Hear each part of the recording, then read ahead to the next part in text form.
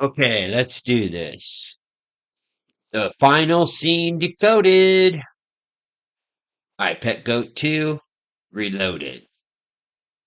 Part 5. The gates are open. All right, let's get into this. Forgive me, I'm big time late on this. I have been, it's been a rough ride, that's all I'll say.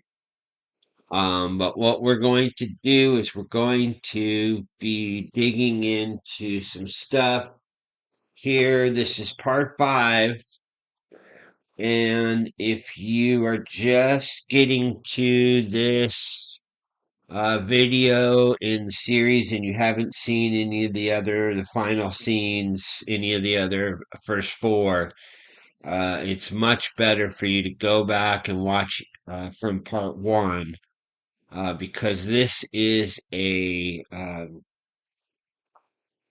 it's a sequential thing, and you need to be able to see what I've been building to get to this point. You might have some confusion if you're just checking in on this part, but what we're doing is we're breaking down the final scene, and we're showing how this final scene is not only the plan of the enemy for um, uh, essentially the last part of uh, the gates being open for them and for all of their order, we'll put it that way, for all of their order to come together for the final phase.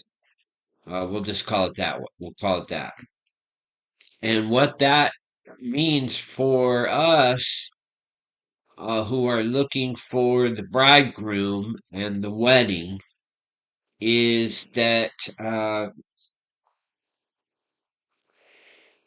we can look at all of their signs for the gates opening as signs for us and our gates being open. I believe there's been multiple other watchmen who've done great work on this with scripture and how there are multiple overlays of when the enemy comes down, then we go up or make that transit through the gates or portals.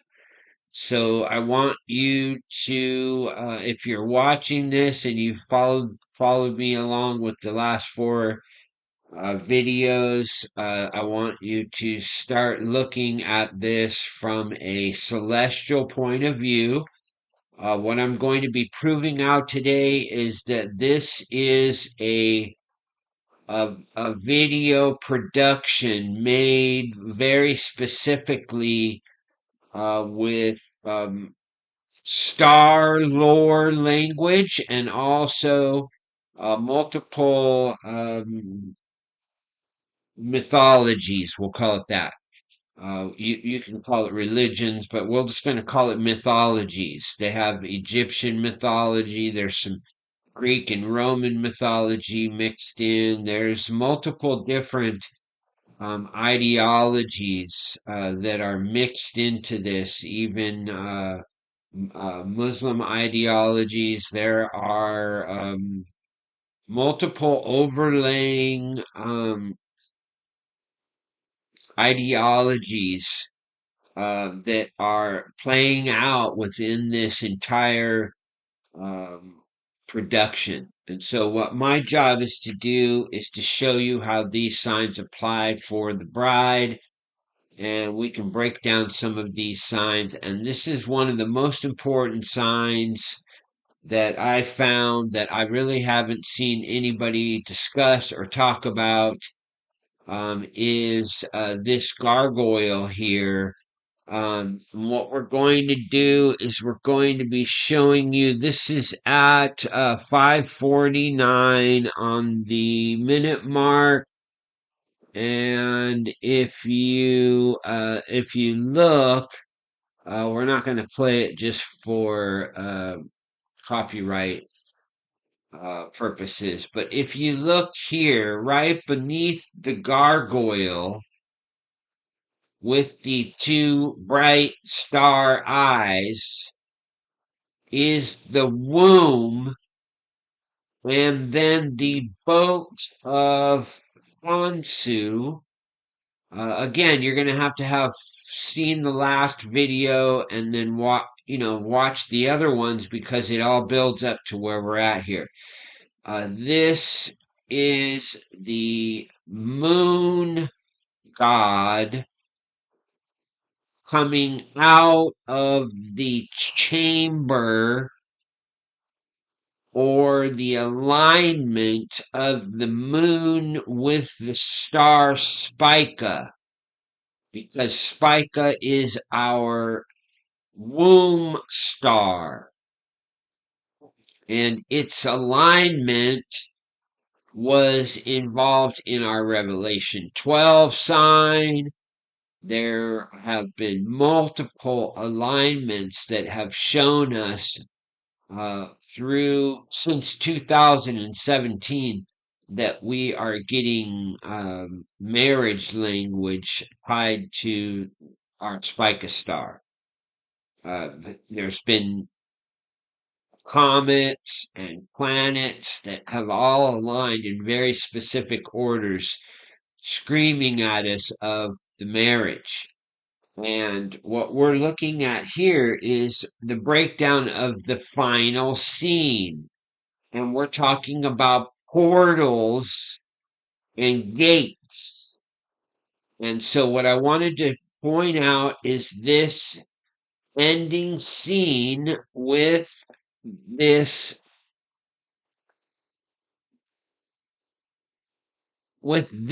exact gargoyle.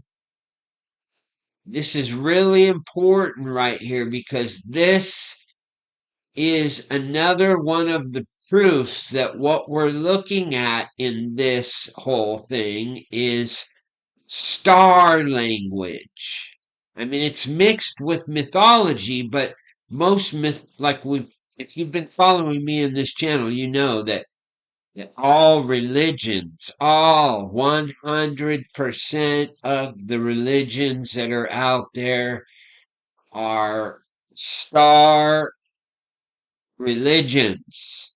They're all tied to the sun and the moon and the stars, and they have a different cultural understanding because these cultures all developed differently with different emphasis on the different star lore. And that's how all of the religions developed, was originally from the MAZZAROTH star language. It goes back ancient times. I've got proof that it goes back farther than 6,000 years ago. We'll just put it that way. So it's nothing new under the sun. There is nothing new. This has been going on for a very long time. And this star language has been used by both sides. And as if you've been following me, you know that my belief is that the enemy is not allowed to just use these things for complete deception. He has to show both sides, even if he hides the other side within encoded language or encoded pictography, or however he can do that within movies, within storyboards, within all of these what we call magic boards. Because each of these scenes is a board of a language of what they are trying to present, and there's multiple layers within each of these um, scenes. So here to me was a blatant um, star lore language, because right here over the womb we see these two eyes within this gargoyle. And so what we're going to do is we're going to go here quickly, and you can see here it says Spica, Virgo's brightest star, is a binary star system. And if you go here, you'll see it is a spectroscopic star and rotating uh, ellipsoidal variable, a system whose two stars are so close together that they are egg-shaped rather than spherical and can only be separated by their spectra. So, in other words, they unless you have a really powerful telescope, you're not going to be able to tell that it's more than one star. Um, and so they didn't know in our modern times until recently, because they had to wait for the powerful telescopes that allowed them to see that Spica is, yes, a dual star. And I'm going to connect all of these star facts. This is going to be a very important part of the study. And the reason is because of the details that come out when you read through this information. So I'm going to attach this link, and I'm going to allow you to come and read through this entire study about Spica. And the reason I want you to read this whole thing is about this one section here. Spica is part of two large seasonal asterisms, the spring triangle and the diamond of Virgo. It forms the spring triangle with Arcturus in the constellation of Bootes and Regulus in Leo. Spica and Arcturus also form the diamond of Virgo with the nebula in Leo and Corcaroli in Canes Venatici. So it's important to come and see the rest of this information. It will help you to get a good understanding of um, the constellation of Virgo and the most important star that's within the Virgo constellation. You can also come and read the rest of the information here on the Wikipedia about Spica. This, I believe, is also very important. You can go back, 3,000 years ago, and they called Spica the seed furrow. So, we're not talking about language that's new. This is 3000 BC, so that's 5,000 years ago. They had star language for Spica, calling it the seed furrow.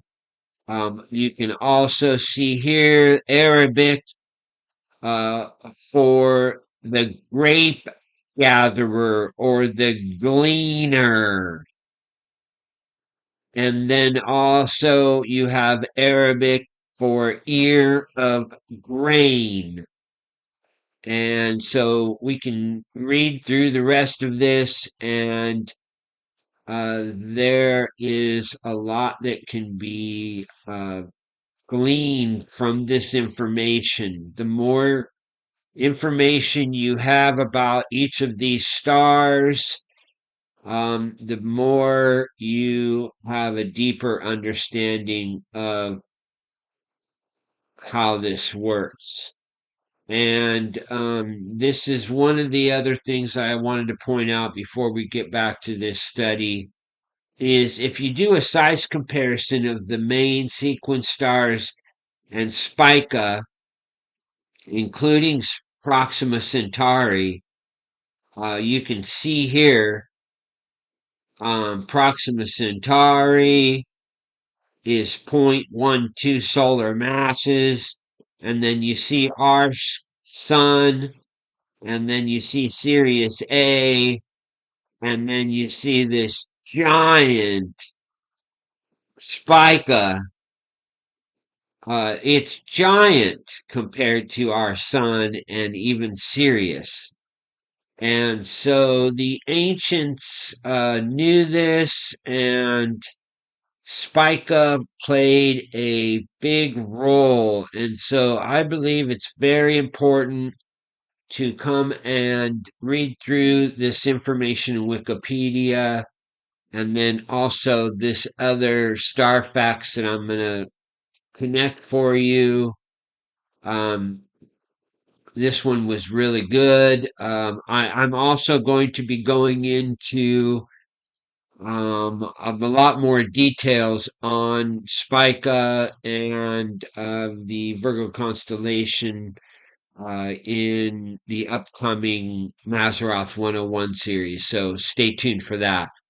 But I wanted to make sure everybody understood and it gets these links and goes there because Spica is a dual star. It's a binary star. And that's what's being shown to us here in this final scene. It goes right after this crazy dance. It goes into this womb image with this Spica star, and then you get the womb with the some are considering it the Antichrist. There's a lot of other watchmen who have done amazing work in decoding this iPet Go 2. And this breakdown is to give all of the people who have ever done any decoding on this video. I'm going to give you a little bit of an edge because one of the things that they are presenting that a lot of people have not grasped when they're doing their decoding is that this is star language. And if we go to this ending scene here,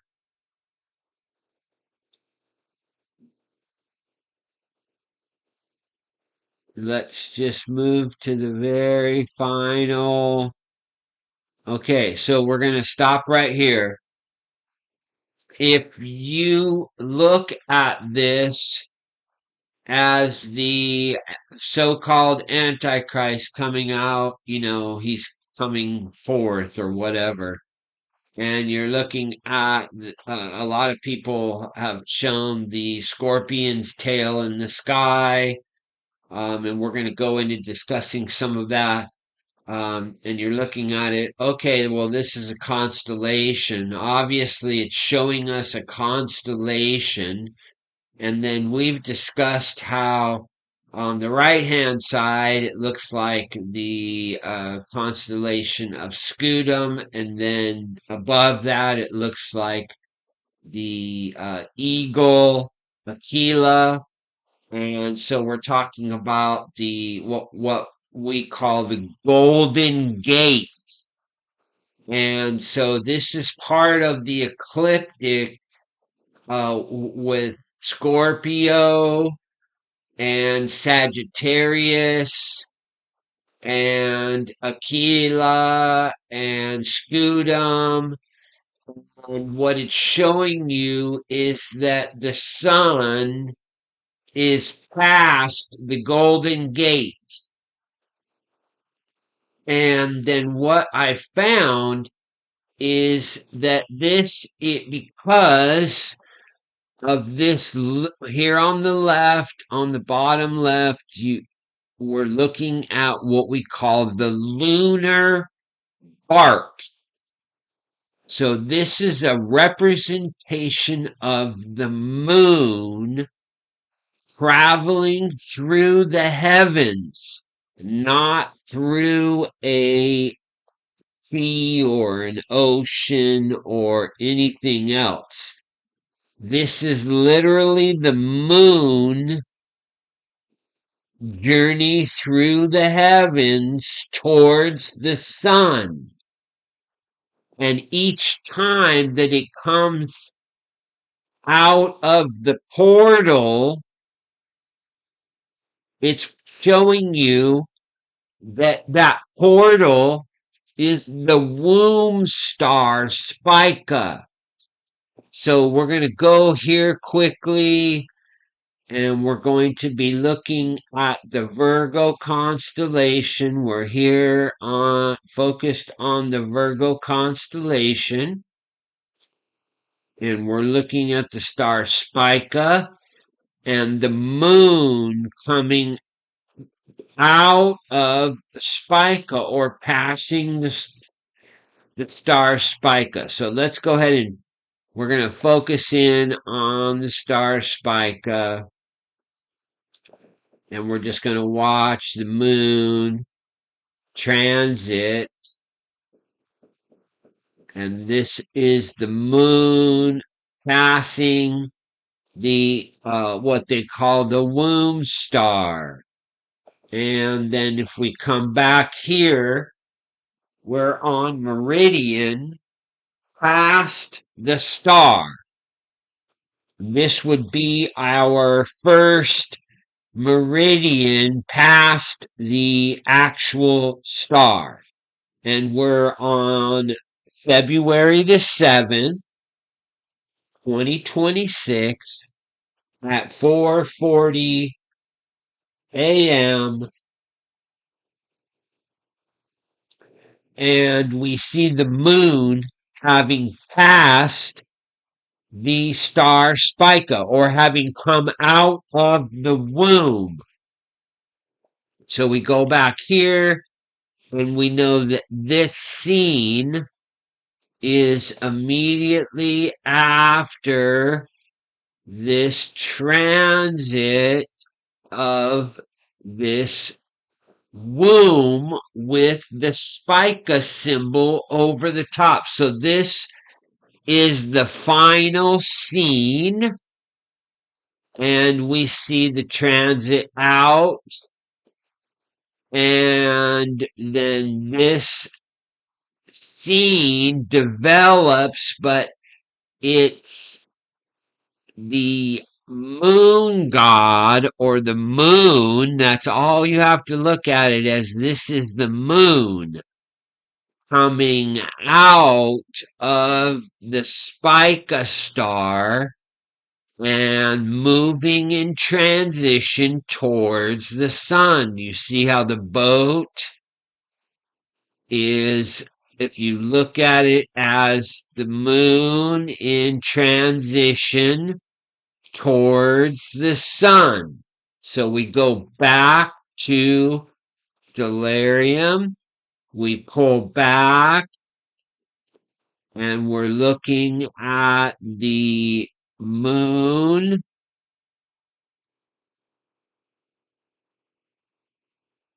And if you look from Spica and the moon past the Golden Gate,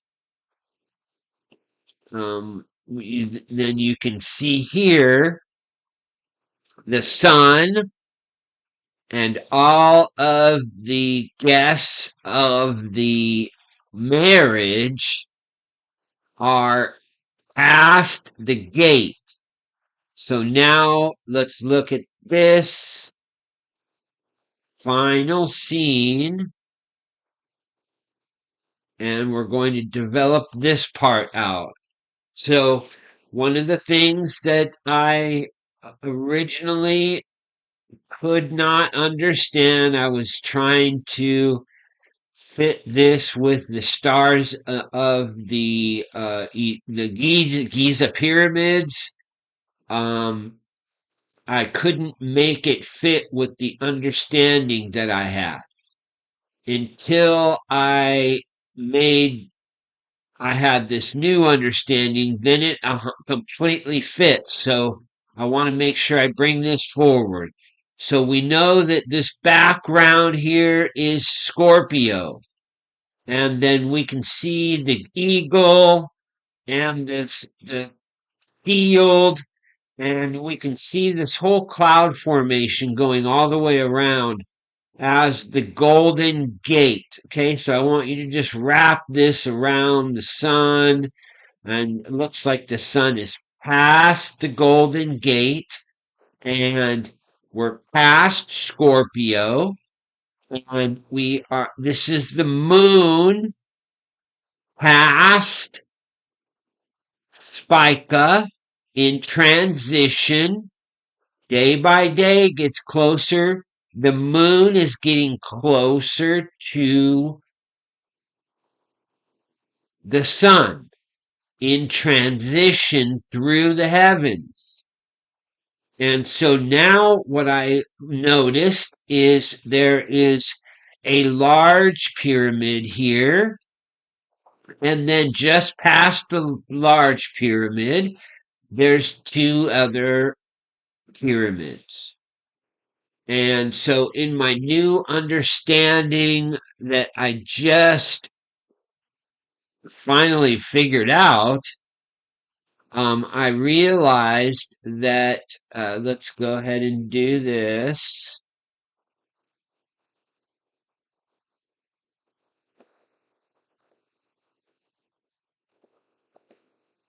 I realized that right here at the Golden Gate, you have Scorpius. And then the first pyramid we have is here in Sagittarius.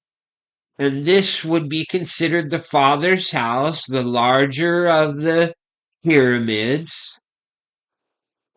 And then we have Capricorn, which is two pyramids. And uh, it matched perfectly for our wedding story with the father's temple and the son's temples. Because in Capricorn there's two temples, and they're both after the Scorpius constellation. You have Scorpius, Sagittarius, Capricorn, and then the sun is right after Capricorn. So they are showing that the sun has passed the Capricorn constellation, and it's past the Golden Gate, and the moon is in transition towards the sun, but it has not reached the stage of the Scorpius, Sagittarius, or Capricorn's constellation. So we're looking at a very specific window of time, and we can find that exact window of time by looking at our stellarium models. So what we're going to do is we're going to go to the moon, and we're going here. Now this was yesterday at 4:40 a.m. And we're going to call this we're looking for the final scene. So we're going to call this our first option for the final scene, since we've already passed the January window and we didn't see the development of the things in the movie. They looked like it was going to, Well, I didn't find the complete evidence that was needed for the January alignments to fit, but they are fitting perfect for February, and then we're going to discuss March. So let's look at what we're talking about here with this moon coming out of Spica and being before it reaches the Scorpius constellation. So if you back this up to where the moon actually passes, you're looking at about 11,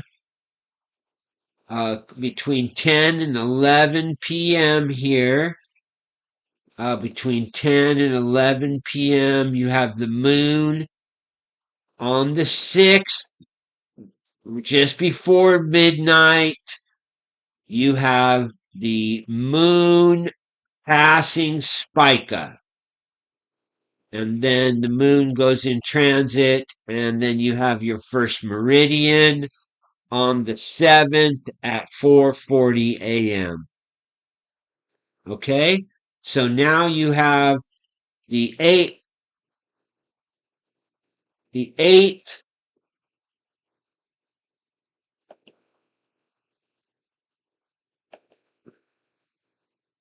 you have the 8th, the 9th, and then on the 10th,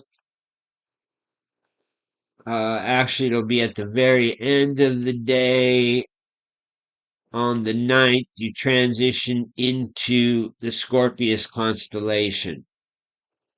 So it looks as though from this point here in the scales of Libra would be our final point. This period on the 9th could be this view that's being taken here just before Scorpius and Sagittarius and Capricorn. And then we can go back here and we can see that the moon is before Scorpius, Sagittarius, and Capricorn. And you see the sun is right on the backside of Capricorn.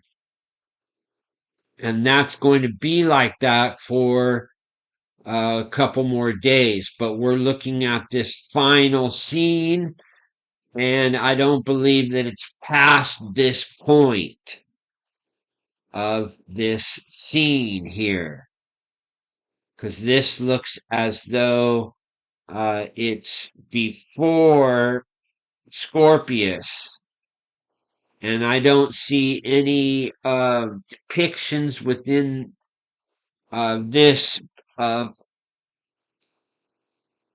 a pair of scales anywhere that I've found. If you know of anybody who's depicted any scales at this point, I'd love to be able to see that, because that would complete knowing exactly where we're at with this, because we can see this as the moon in transition. It's not necessarily projecting an antichrist or a Christ or any of those figures. I believe this is showing us the transition of the moon through the heavens towards the sun, and it's showing us the specific gate language that they have, because Spica is a womb star. And that is a gate. And the golden gate that they're showing here in this video is all lit up like gold. Everything that's wrapped around behind these pyramids, and just past Scorpius and up through Scutum and all the way down into this what they would consider sea, because look, we're looking at what you might think is a lake or the sea.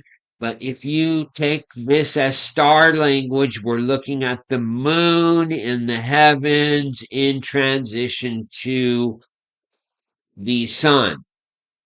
And so if we go back to Stellarium, I don't think it's even at this point. It looks like it's before that. Like it's looking at it's looking at it even here.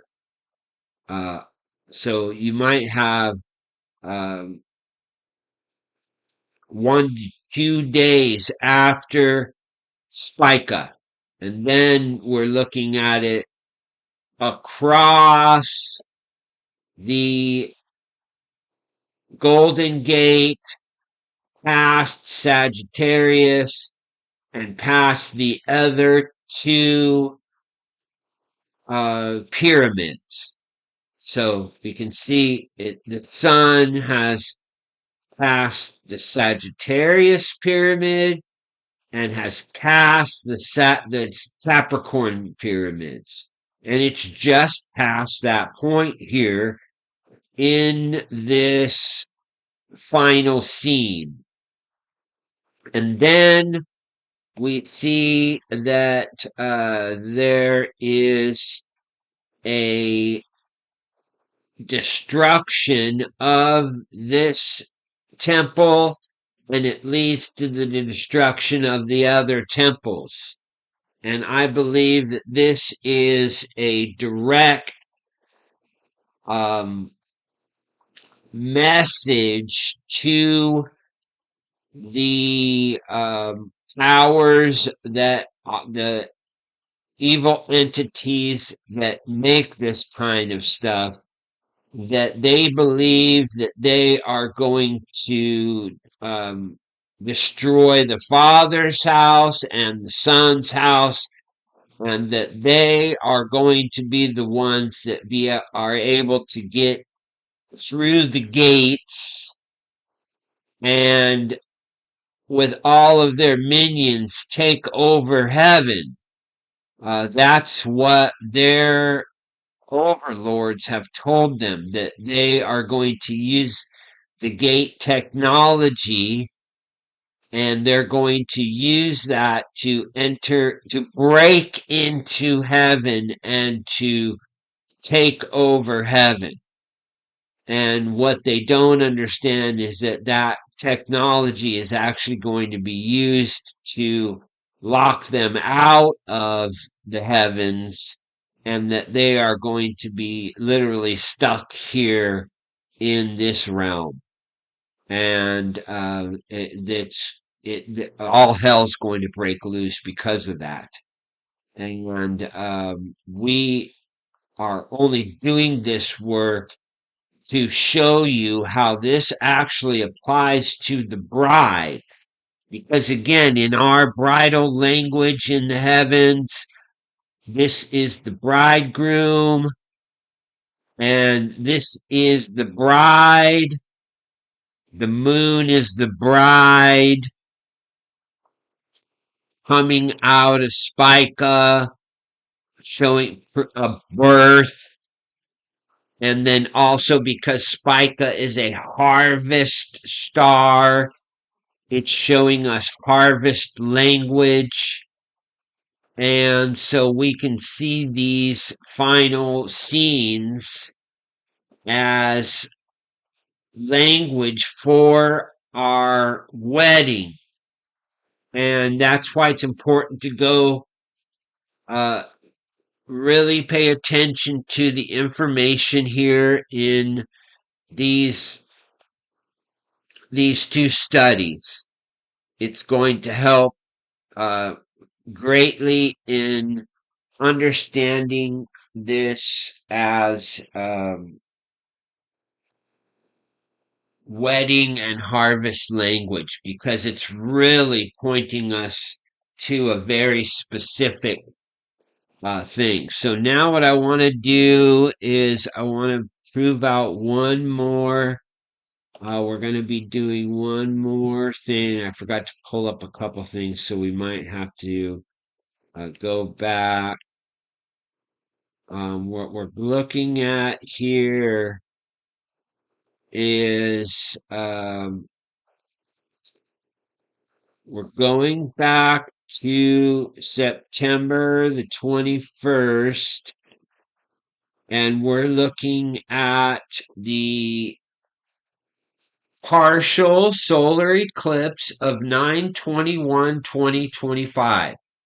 And the reason I'm going to go back to this again, I've already shown this in one of the earlier series, or, this series.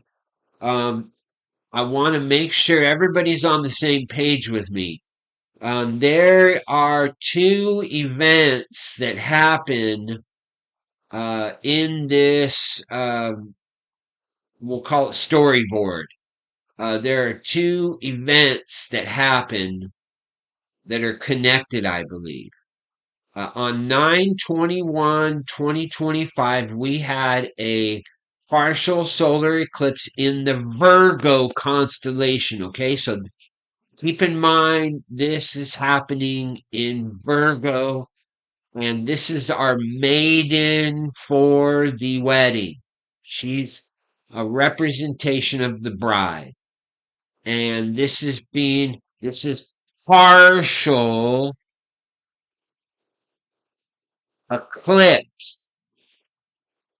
I just want you to look at it as partial, okay? And this happens over Antarctica. Now, if you watched through the earlier videos, you'll realize that I was pointing out this date and this alignment over Antarctica as a dead ringer for the earlier parts of this video series. Okay, this I Pet Goat 2 video is showing us a very specific part of Antarctica, and I've already shown that in the earlier parts of the series. Now I want to connect it with our coming up. We have this sign that is happening in Aquarius. And it's important for everybody to understand this language. We're looking at the sun and the moon. Again, with all the things that I've been showing on this channel, we have the wedding ring eclipse in the water bear right at the exit of Capricorn. Okay, this is happening right at the gates between Capricorn and Aquarius. We have this alignment of the bride and the bridegroom. And this 2/17/26 wedding ring eclipse is it's like a finalization of this 2/6. We're on the moon, so we're going to move our way back, and we're here at 2/6/27, and we're going to move forward, and the moon is in her transition to the sun. And then when the next meeting happens on 2/17, it's a wedding ring eclipse. And again, this is just past the Capricorn triangles. In the heavens, we're now seeing past the final scene to the actual alignment of the bride and the bridegroom on 2/17.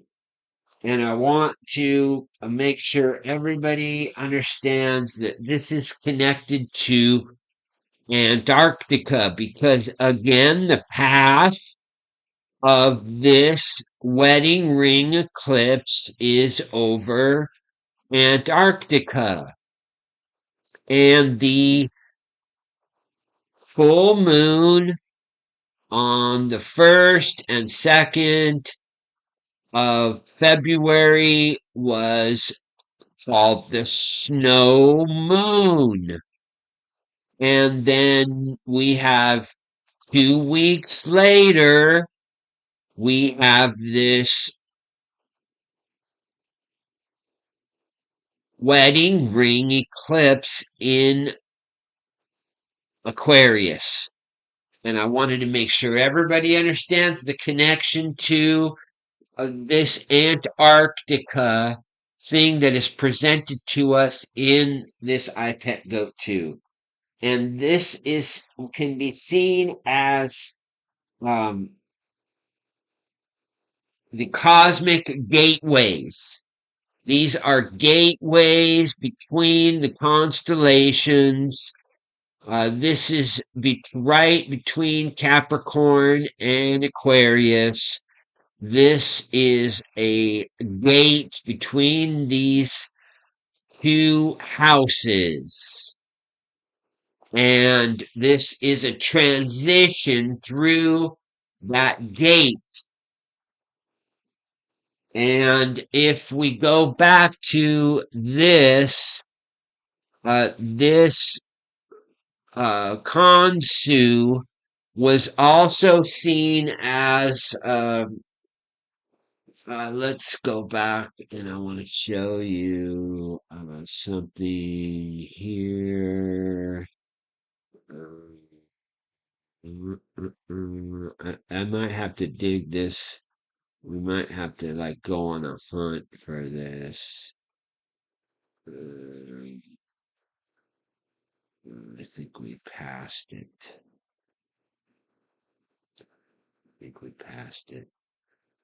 We might have to hunt this down.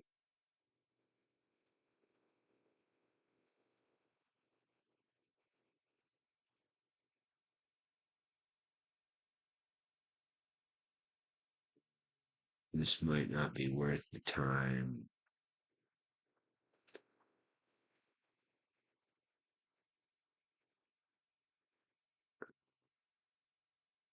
I'm sorry, fam. I should have had. Again, I have to have multiple of these things pulled up. But there is the scene of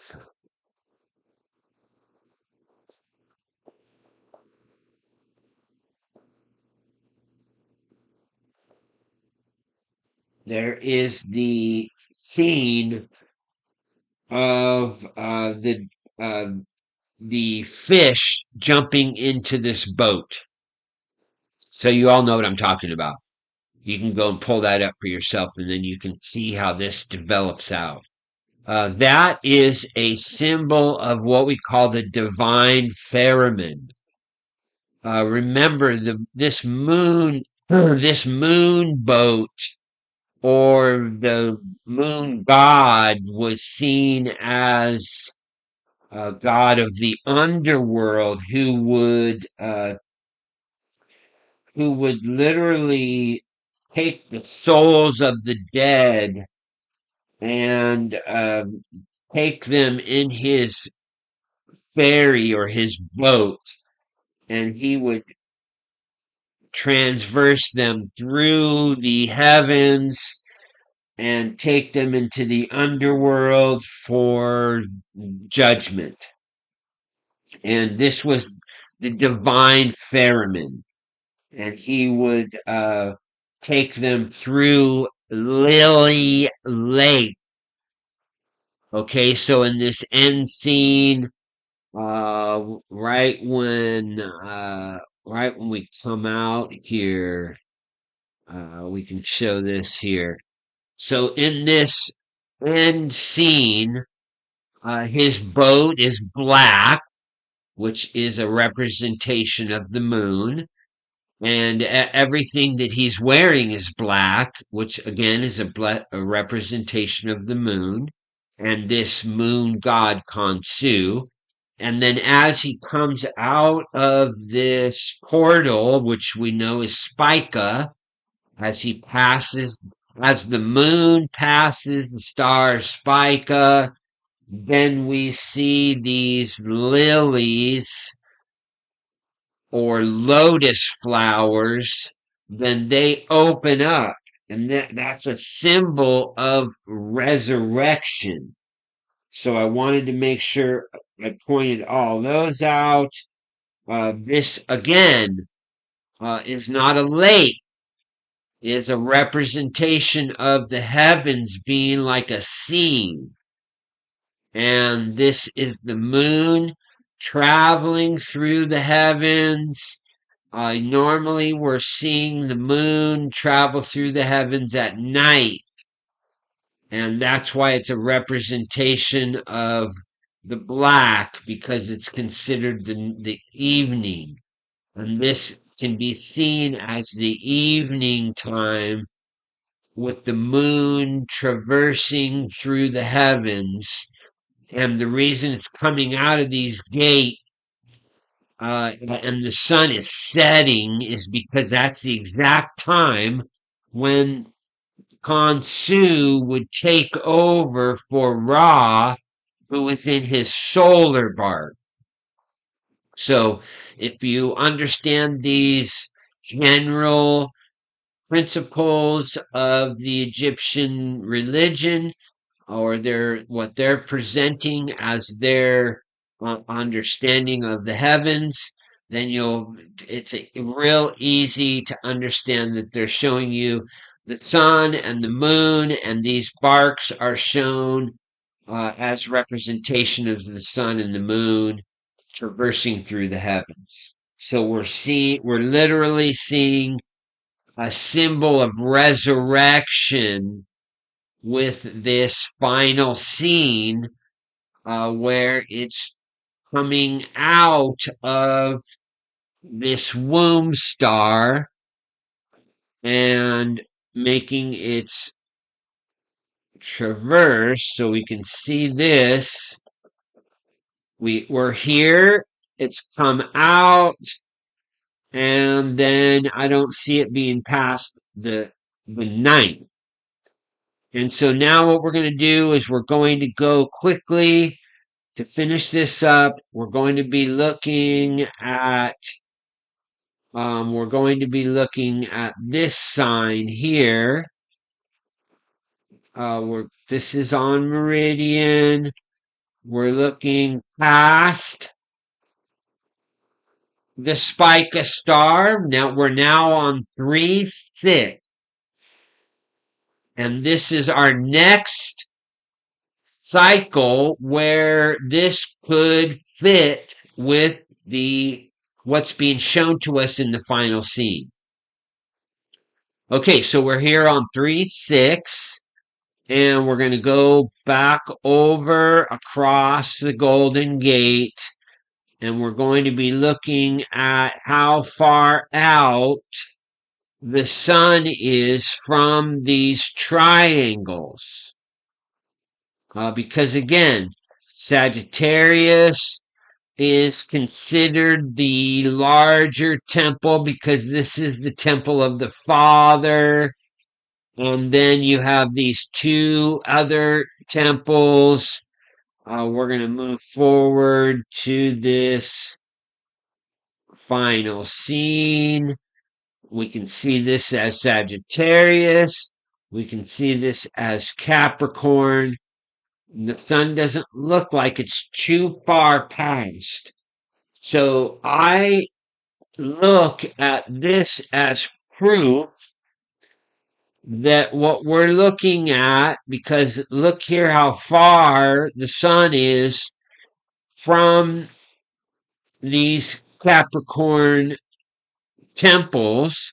Now we're just going to go ahead and focus in on the sun, and we're going to come back to this two.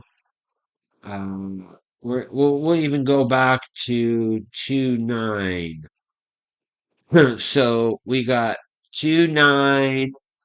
The sun is in the backside of the Capricorn constellation, and we're real close here with the sun and the two temples or pyramids here. So to me, the moon here in this position is, let's go ahead and go back to the moon, and we can see how the moon on 2-9, this would be like the latest time tomorrow, and this would be the best fit, in my opinion, of this final scene that we're seeing here is, say, 210, the latest. Let's go ahead and go forward one more day, and we're going to look at the moon's location. See, now to me, that doesn't fit unless we go back to the very end of the day. I mean, the very beginning. Let's go back and look at the beginning of the day.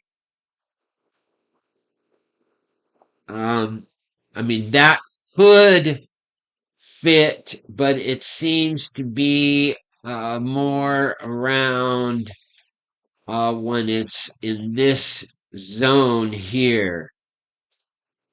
And so it even fits better with the moon on the altar. 2-9, approximately 6 a.m. in the morning on the 9th. You have the sun past the two temples, past the larger temple or the Father's temple, past the Golden Gate, but it's before the Scorpius constellation. So we see the moon is before Scorpius, it's before Sagittarius, it's before Capricorn, it's in transition, it seems.